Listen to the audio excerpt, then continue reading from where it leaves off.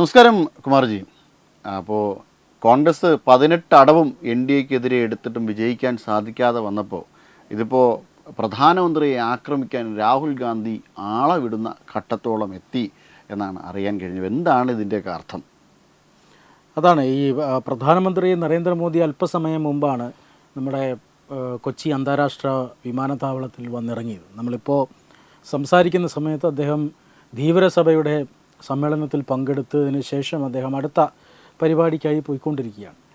അപ്പോൾ അദ്ദേഹത്തിൻ്റെ ഒരു സന്ദർശനം എന്ന് പറഞ്ഞാൽ കേരളത്തിലെ ബി ജെ പിയെ സംബന്ധിച്ചിടത്തോളം, ബി ജെ പി പ്രവർത്തകരെയും അനുഭാവികളെയും സംബന്ധിച്ചിടത്തോളം വലിയ ആവേശമുണ്ടാക്കുന്ന ഒരു കാര്യമാണ്. പ്രത്യേകിച്ചും തിരഞ്ഞെടുപ്പ് പടിവാതിൽക്കൽ നിൽക്കുന്ന ഒരു സമയത്ത് പ്രധാനമന്ത്രി നരേന്ദ്രമോദി വരുന്നത് വലിയ ആവേശം നൽകും. അത്തരത്തിൽ നമ്മൾ കഴിഞ്ഞ ഒരു മാസം മുമ്പ് തിരുവനന്തപുരത്ത് അദ്ദേഹത്തിൻ്റെ സന്ദർശനം നമ്മൾ നേരിട്ട് കണ്ടതാണ്. അന്ന് തന്നെ അദ്ദേഹത്തിന് വലിയ സുരക്ഷാ സന്നാഹങ്ങളുണ്ടായിരുന്നു. അദ്ദേഹത്തിൻ്റെ സുരക്ഷ ഒന്നുകൂടി വർദ്ധിപ്പിച്ച രീതിയിലുള്ള ഒരു സുരക്ഷയാണ് ഒരുക്കിയിരുന്നത്. കാരണം നമ്മളിൽ പലർക്ക് പോലും ഈ മീഡിയ പാസ് കിട്ടാത്ത ഒരു സാഹചര്യമുണ്ടായി. അത്രമാത്രം അദ്ദേഹത്തിൻ്റെ സുരക്ഷാ വിഭാഗം മാനദണ്ഡങ്ങൾ കടുപ്പിക്കുന്ന ഒരു കാഴ്ചയാണ് നമ്മൾ കണ്ടത്. വലിയ സുരക്ഷയിലാണ് അദ്ദേഹത്തിൻ്റെ ഈ തിരുവനന്തപുരം പുത്തരിക്കണ്ടം മൈതാനത്തെ അദ്ദേഹത്തിൻ്റെ പൊതുപരിപാടിയും അതോടൊപ്പം തന്നെ അതിന് തൊട്ട് മുന്നോടിയായി നടന്ന റോഡ് ഷോയും ഒക്കെ കഴിഞ്ഞുപോയത്. അത്രമാത്രം വലിയ സുരക്ഷയായിരുന്നു.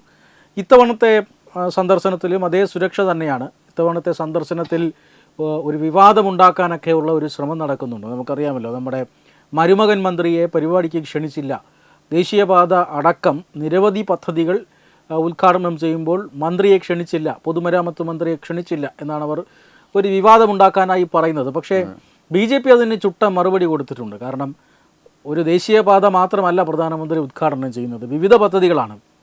അതുപോലെ മന്ത്രിസഭയുടെ പ്രതിനിധി എന്ന നിലയിൽ മുഖ്യമന്ത്രിയെ ക്ഷണിച്ചിട്ടുണ്ട്. മറ്റ് 2 മന്ത്രിമാർ കൂടിയുണ്ട്. ഇനി മരുമകനെയും ക്ഷണിക്കണം എന്ന് എവിടെയും എഴുതി വെച്ചത് ഞങ്ങൾ കണ്ടില്ല എന്നാണ് അദ്ദേഹം പറഞ്ഞത്. ബി ജെ പിയുടെ സംസ്ഥാന അധ്യക്ഷൻ പറഞ്ഞത് സത്യത്തിലൊരു ചുട്ട മറുപടിയായിപ്പോയി എന്ന കാര്യത്തിൽ തർക്കമൊന്നുമില്ല. പിന്നീട് ഈ ബദൽ ഉദ്ഘാടനവും റോഡ് ഷോയും പ്രതിഷേധ റോഡ് ഷോയും ഒക്കെ നടത്തുന്നത് നമ്മൾ കണ്ടു. 2 ദിവസം മുമ്പാണ് നമ്മുടെ കോഴിക്കോട് മുഹമ്മദ് റിയാസിൻ്റെ സ്വന്തം സ്ഥലത്ത് കൂടെ ഒരു പാലത്തിൻ്റെ ഉദ്ഘാടനവുമായി ബന്ധപ്പെട്ട് റോഡ് ഷോ നടത്തിയപ്പോൾ അവിടെ സമരം ചെയ്യുകയായിരുന്ന നഴ്സുമാർ കൂകി വിളിച്ചത് ഒരു സംസ്ഥാനത്തെ മന്ത്രിയെ. അദ്ദേഹത്തിന് അവിടെ നിന്ന് തല താഴ്ത്തി ഒരക്ഷരം മിണ്ടാതെ മടങ്ങേണ്ടി വന്നു. അപ്പോൾ അത്രമാത്രം പൊതുജന വികാരം ഈ പറയുന്ന മന്ത്രിസഭയ്ക്കുണ്ട്. പ്രത്യേകിച്ച് മുഹമ്മദ് റിയാസിനെതിരെ ഉണ്ട്.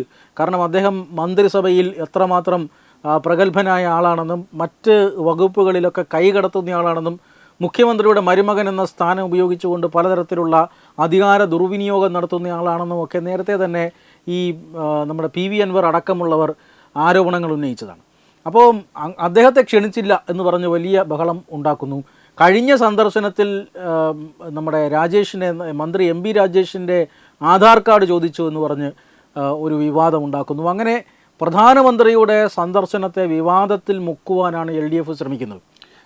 എനിക്ക് തോന്നുന്നു ഈ നല്ല കല്യാണങ്ങൾക്കൊക്കെ വിളിക്കുമ്പോഴേ ചില കാരണവന്മാർ വന്നിട്ട് ഈ സദ്യ കൊള്ളൂല, ആകെ മൊത്തത്തിൽ പ്രശ്നം പറയാൻ വരുന്ന ആൾക്കാരെ പോലെ, ഒരു വിഷയം അലങ്കോലമാക്കാൻ വരുന്ന ആൾക്കാരെ പോലെയാണ്. എന്നാൽ ഈ മുഹമ്മദ് റിയാസ് കഴിഞ്ഞ തവണയും ഈ വിഴിഞ്ഞവുമായിട്ട് ബന്ധപ്പെട്ട ഉദ്ഘാടനത്തിന് വരുമ്പോഴൊക്കെ ആ പ്രശ്നം അതോടെ ഈ സങ്കുചിതമായ രാഷ്ട്രീയം വിളമ്പുവാനാണ് കേരളത്തിൻ്റെ ഒരു വികസന പദ്ധതിയുടെ ഉദ്ഘാടനത്തിന് വേണ്ടി ശ്രമം നടത്തുന്നത്. അപ്പോൾ ആ രീതിയിൽ ഇതിനെ മാറ്റിയെടുക്കുന്നതും ഉള്ള രീതിയുണ്ട്. അപ്പം അത്തരം രീതി ഒരു ശരിയായൊരു നടപടിയാണോ? അല്ല, ഇതിപ്പോൾ LDF നടത്തുന്നത് ഒരു പ്ലാൻ B ആണ്. LDF നടപ്പാക്കുന്നത് ഒരു പ്ലാൻ B ആണ്. കാരണം പ്രധാനമന്ത്രിയുടെ സന്ദർശനത്തെ വിവാദത്തിൽ മുക്കണം എന്ന് ആദ്യം പ്ലാനിട്ടത് കോൺഗ്രസ് ആണ്. ഒരുപക്ഷെ രാഹുൽ ഗാന്ധിയുടെയൊക്കെ അറിവോടുകൂടി, രാഹുൽ ഗാന്ധിയുടെയൊക്കെ സമ്മതത്തോടു കൂടി കേരളത്തിലെ പ്രധാനപ്പെട്ട 5 കോൺഗ്രസ് നേതാക്കന്മാർ പദ്ധതിയിട്ട ഒരു വിവാദത്തിന് മുക്കാനുള്ള ഒരു പദ്ധതി ഉണ്ടായിരുന്നു. ആ പദ്ധതി പൊളിഞ്ഞു. ആ പദ്ധതി പൊളിഞ്ഞതുകൊണ്ട് പെട്ടെന്ന് തട്ടിക്കൂട്ടിയതാണ് ഈ വിവാദം. കാരണം പ്രധാനമന്ത്രിക്കൊപ്പം വേദിയിൽ ആരൊക്കെ എന്നത് സംബന്ധിച്ച് ഏതാണ്ട് 6-7 ദിവസം മുമ്പ് അറിയിപ്പ് കിട്ടുന്നതാണ്. അപ്പോഴൊന്നും ആർക്കും ഒരു പ്രതികരണമോ അല്ലെങ്കിൽ പരിഭവമോ ഉണ്ടായില്ല. ഇപ്പോൾ പ്രധാനമന്ത്രി വന്നിറങ്ങുന്നതിൻ്റെ ഏതാനും നിമിഷങ്ങൾക്ക് മുമ്പ് വലിയൊരു രാഷ്ട്രീയ വിവാദം ഉണ്ടാക്കുന്നത് കൊണ്ട് തന്നെ നമുക്കിത് പ്ലാൻ B ആണ് എന്ന് ഉറപ്പിച്ച് പറയാം. എന്തായിരുന്നു പ്ലാൻ A എന്ന് ചോദിച്ചാൽ അത് നമ്മൾ കണ്ടതാണ്. കഴിഞ്ഞ ഏതാനും മാസങ്ങൾക്ക് മുമ്പ് പാർലമെൻറ്റിൽ രാഷ്ട്രപതി ദ്രൗപദി മുർമുവിൻ്റെ നയപ്രഖ്യാപനത്തിന് നന്ദി അവതരിപ്പിച്ചുകൊണ്ടുള്ള പ്രമേയത്തിന്മേലുള്ള ചർച്ച നടന്നു. ആ ചർച്ചയ്ക്ക് ശേഷം പ്രധാനമന്ത്രി മറുപടി പറയേണ്ടതാണ്. പ്രധാനമന്ത്രിക്ക് എതിരെ നിരവധി ആരോപണങ്ങൾ ഉന്നയിച്ചുകൊണ്ടാണ് രാഹുൽ ഗാന്ധി അടക്കമുള്ളവർ അന്ന് ലോക്സഭയിലും രാജ്യസഭയിലും അടക്കം പ്രസംഗിച്ചത്. അപ്പോൾ അതുകൊണ്ട് തന്നെ അതിനൊക്കെ രാഷ്ട്രീയമായി മറുപടി കൊടുക്കേണ്ട ഒരു ബാധ്യത പ്രധാനമന്ത്രിക്കുണ്ട്. അത് അദ്ദേഹം എല്ലാ പാർലമെൻറ്റ് സെഷനിലും നടത്താറുമുണ്ട്. അദ്ദേഹത്തിൻ്റെ മറുപടിയോടുകൂടി പപ്പു വാലും ചുരുട്ടി ഓടുന്നത് നമ്മൾ കാണുന്നുണ്ട്. അപ്പോൾ അങ്ങനെ ഒരു മറുപടി കൊടുക്കാനിരിക്കുമ്പോൾ പ്രധാനമന്ത്രി നരേന്ദ്രമോദിക്കെതിരെ ജനാധിപത്യ രീതിയിലല്ലാത്ത ഒരു പ്രതിഷേധം നടത്താനും വനിതകളെ ഉപയോഗിച്ചുകൊണ്ട്, വനിതാ എം പിമാരെ ഉപയോഗിച്ചുകൊണ്ട് അദ്ദേഹത്തിൻ്റെ സുരക്ഷയെ പോലും അവതാളത്തിലാക്കുന്ന തരത്തിൽ അദ്ദേഹത്തിൻ്റെ സീറ്റിലേക്ക് പോകാനും പ്രധാനമന്ത്രിയെ ആക്രമിക്കാനായി ശ്രമിക്കാനും അതിനിടയിലുണ്ടാകുന്ന പിടിവലിക്കിടയിൽ അവർ സ്വയം വസ്ത്രാക്ഷേപം നടത്തുന്നു. ഈ വസ്ത്രാക്ഷേപത്തിൻ്റെ ഉത്തരവാദിത്വം പ്രധാനമന്ത്രിയുടെ മേലിലും അതുപോലെ തന്നെ പ്രധാനമന്ത്രിയെ സംരക്ഷിക്കാനായി മുന്നോട്ടിറങ്ങിയ ആളുകളുടെ മേലിലും ചാരാം എന്ന രീതിയിലുള്ള, അങ്ങനെ രാഷ്ട്രീയത്തെ സ്ഫോടനാത്മകമാക്കാം എന്നൊരു വലിയ ഗൂഢാലോചന നടന്നിരുന്നു. ഇത് നമുക്കറിയാം. അത് അറിയാതെ ഒരു എം പി ശിവസേനയുടെ ഉദ്ധവ് താക്കറെ വിഭാഗം എം പി ആണ് എന്ന് പറഞ്ഞ് മറ്റൊരു വനിതാ എം പിയോട് ഈ പദ്ധതി പറയുകയാണ്. യഥാർത്ഥത്തിൽ അത് ശിവസേന ഉദ്ധവ് താക്കറെ വിഭാഗത്തിൻ്റെ എം പി ആയിരുന്നില്ല, മറിച്ച് അവർ ശിവസേന ഷിൻഡെ വിഭാഗം നേതാവായിരുന്നു. അങ്ങനെ ആ എം പിയാണ് കൃത്യമായി ലോക്സഭാ സ്പീക്കറെ വിവരം അറിയിക്കുന്നു.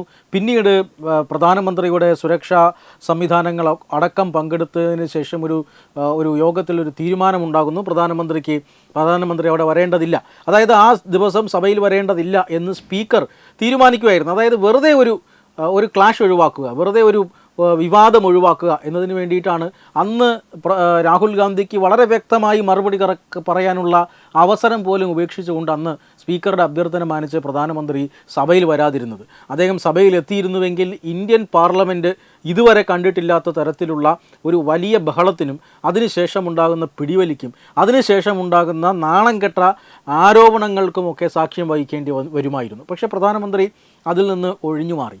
സമാനമായ രീതിയിലാണ് പ്രധാനമന്ത്രി ഇത്തവണ കേരളത്തിൽ വരുമ്പോൾ പ്രധാനമന്ത്രിക്കെതിരെ പ്രതിഷേധവുമായി പാഞ്ഞെടുക്കാൻ 5 കോൺഗ്രസ് പ്രവർത്തകർ, അതിന് നേതൃത്വം നൽകിയത് KPCCയുടെ സെക്രട്ടറി തമ്പി സുബ്രഹ്മണ്യമാണ് എന്ന സൂചനയാണ് പുറത്തു വരുന്നത്. അതായത് കേരളത്തിലെ പ്രധാനപ്പെട്ട സംസ്ഥാന കോൺഗ്രസ് നേതാക്കളുമായും അതുപോലെ തന്നെ രാഹുൽ ഗാന്ധിയുമായും ഒക്കെ വളരെ അടുപ്പമുള്ള ഒരു നേതാവാണ് ഈ തമ്പി സുബ്രഹ്മണ്യത്തിൻ്റെയും സംഘത്തിൻ്റെയും ഗൂഢാലോചന നേരത്തെ തന്നെ പ്രധാനമന്ത്രിയുടെ ഇൻ്റലിജൻസ് വിഭാഗം മനസ്സിലാക്കുന്നു. അതിൻ്റെ ഭാഗമായിട്ട് ഇവരെ കരുതൽ തടങ്കലിൽ വയ്ക്കുന്നു. പ്രധാനമന്ത്രി വന്നിറങ്ങുന്നതിന് മുമ്പ് തന്നെ ഇവരെ കസ്റ്റഡിയിലെടുത്ത് കരുതൽ തടങ്കലിൽ വയ്ക്കുന്നു. അങ്ങനെ കരുതൽ തടങ്കലിൽ വെച്ചതുകൊണ്ടാണ് ആ ഒരു പ്രതിഷേധം, അല്ലെങ്കിൽ പ്രധാനമന്ത്രിയുടെ ഇത്തവണത്തെ കൊച്ചി സന്ദർശനത്തെ വിവാദത്തിൽ മുക്കുവാനുള്ള ശ്രമം പരാജയപ്പെടുന്നത്. അതിൻ്റെ പ്ലാൻ ബി ആയിട്ടാണ് ഇപ്പോൾ മുഹമ്മദ് റിയാസും സംഘവും ഇങ്ങനെ ബഹിഷ്കരണവുമായി ഇറക്കിയിരിക്കുന്നത് എന്ന് വ്യക്തമല്ലേ? തീർച്ചയായിട്ടും. കാരണം അത്തരത്തിൽ ഈ രാജ്യത്തിൻ്റെ വികസന താല്പര്യങ്ങൾ, കാരണം അവർക്ക് പ്രത്യേകിച്ച് വികസന താല്പര്യങ്ങളൊന്നുമില്ല, വ്യക്തി താല്പര്യങ്ങളോ അല്ലെങ്കിൽ പാർട്ടി താല്പര്യങ്ങളോ ആണ്. രാജ്യ താല്പര്യങ്ങൾ അവർക്ക് ഒട്ടുമേയില്ല. അതവർ പലതവണ, ഒരുപക്ഷെ ഭാരതം സ്വതന്ത്രയാകുന്നതിന് മുന്നേ അവർ തെളിയിച്ചിട്ടുള്ളതാണ്. ഞങ്ങൾക്ക് ഈ രാജ്യത്തിൻ്റെ വികസനവുമായിട്ട് തങ്ങൾക്ക് യാതൊരു ബന്ധവുമില്ല, തങ്ങളെങ്ങനെ മുന്നോട്ട് പോകും. അതുകൊണ്ട് തന്നെയാണ് അവരെ ആഭ്യന്തര ഭീഷണിയായി അവരെ കണക്കാക്കുന്നതിൽ യാതൊരു തരത്തിലുള്ള തെറ്റുമില്ല.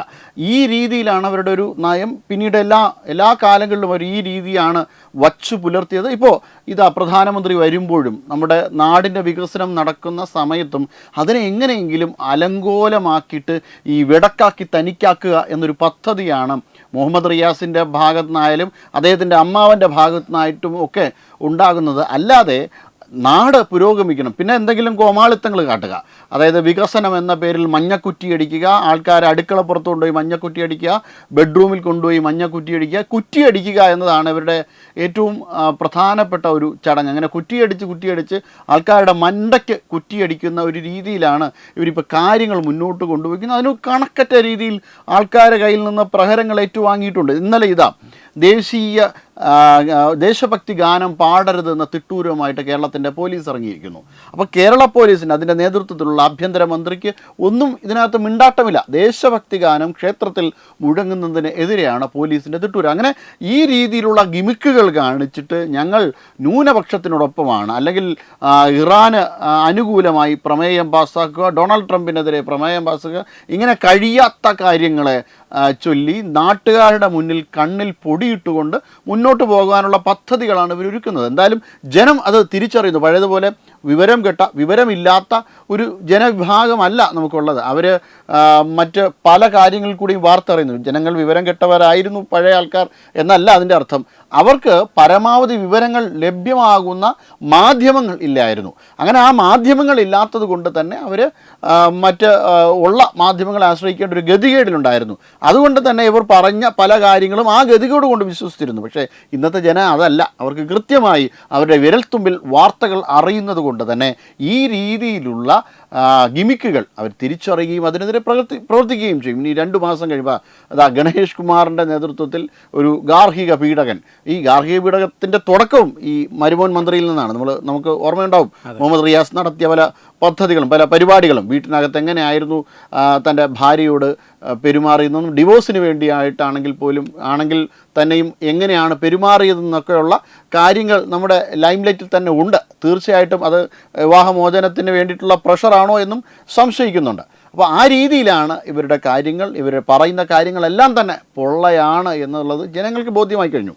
അതെ. നമസ്കാരം.